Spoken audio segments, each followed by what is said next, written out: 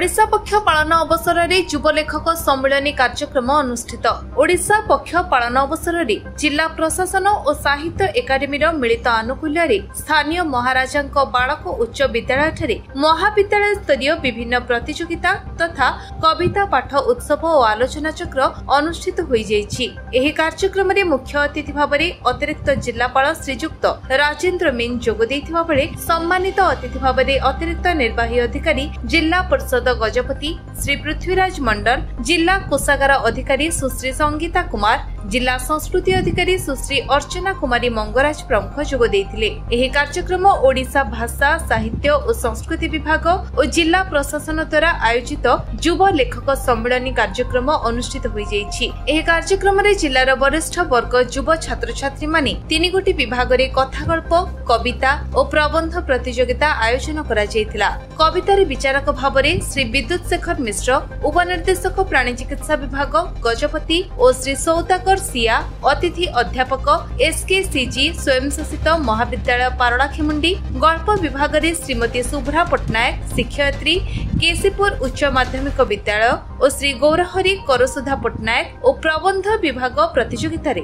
श्रीमती श्वेता पटनायक और श्री प्रमोद कुमार पाढ़ी प्रमुख विचारक मंडली भाव में जोग देइथिले। एही सम्मेलन रे जिलार विभिन्न महाविद्यालय 150 रु ऊर्ध्व छात्र छात्री प्रमुख जोग देइथिले। एही कार्यक्रम रे बहु वरिष्ठ नागरिक, बुद्धिजीवी और शिक्षक शिक्षयित्री प्रमुख उपस्थित थिले। ओडिया पक्ष पालन अवसर कविता पाठ उत्सव और विभिन्न कार्यक्रम आज आमर ओडिया पक्ष पालन अवसर में आज आमर कविता पाठ उत्सव सहित आम महाविद्यालय स्तर में कविता एवं प्रबंधर प्रतियोगिता होता एवं यापर आम समस्त को जो प्रतियोगिता जो मैंने कृत्य कार्य होते आम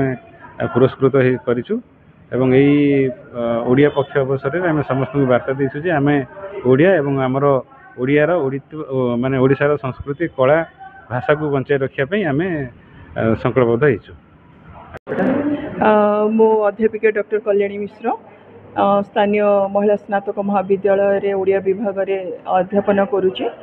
एवं ए जो आमर राज्य सरकार ओडिया पक्ष पालन जो होची इति अवसर रे 11 तारिख एवं 12 तारिख पई जो युव कवि सम्मेलन एवं युव लेखक सम्मेलन जोटा अनुष्ठित होची एवं आगामी दिन रे आसंता काली जोटा कि आमर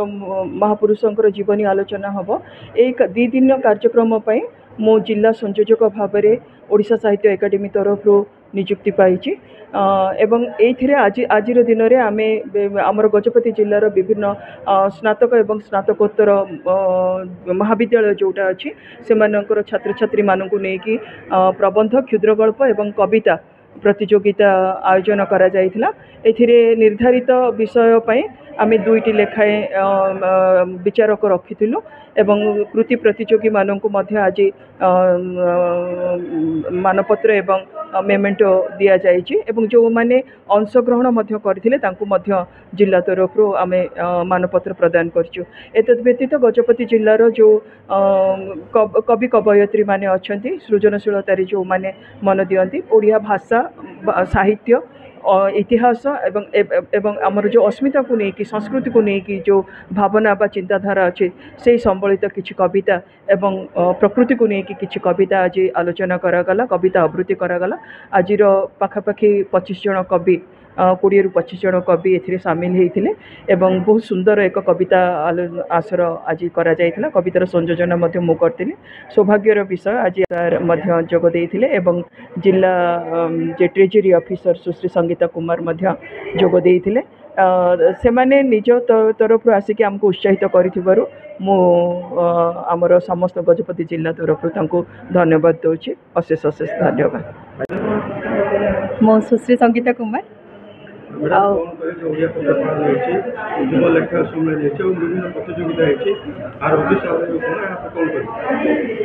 देखो मैंने राज्य सरकार को यह एक बहुत उत्तम पदक्षेप आज तारीख में बर्तमान जो आम ओडिया भाषा को आम गोटे क्लासिक भाषार मान्यता दौचे से समय पुणी आम आ गोटे जिन भी देखुचे कि आम क्राइसिस आसुची कि पिला माने माने आम जो ग्लोबालाइज दुनिया को जाऊँगी से ओडिया भाषा धीरे धीरे मरी मरी जाऊँगी। यही समय आम जो सरकार गोटे अत्यंत उच्चकोटर उद्यम और यह समस्त पालन करवा उचित भी एवं गजपति जिला प्रशासन को धन्यवाद देवी से एत सुंदर भाव में ओडिया पक्ष को आयोजन कर आज दिवस आज जो पर्टिकुलाली भाषा साहित्यर उन्नति पाई विभिन्न महाविद्यालय छात्र छात्री मानक नहीं जो प्रतियोगिता आरंभ है आज गल्प कविता पाठ एवं जो ये सब जिनस एवं एठिकार जो कवि मानक नहीं जो कविता पाठ उत्सव गोटे आसर ये अनुष्ठित है यहाँ निहाती भाव उच्चकोटर थिला एवं यहाँ आगक भी एमती जारी रहा कथा केवल खाली ओडिया पक्ष नुह आम निश्चित रूप से आगक आगे ना और मत आज बहुत खुशी लगुच माने प्रशासन गोटे पार्ट हिसाब से एवं जड़े कवि भाव में मुझे आज जो सम्मिलित हेली ये तो मत बहुत बहुत खुशी लगुच यही प्रोग्राम मु जिला प्रशासन को एवं ओडिशा राज्य सरकार को अनेक अनेक धन्यवाद जनइबी। गजपति रेणुबाला बेहरा रिपोर्ट विश्व विजय न्यूज ओडिशा।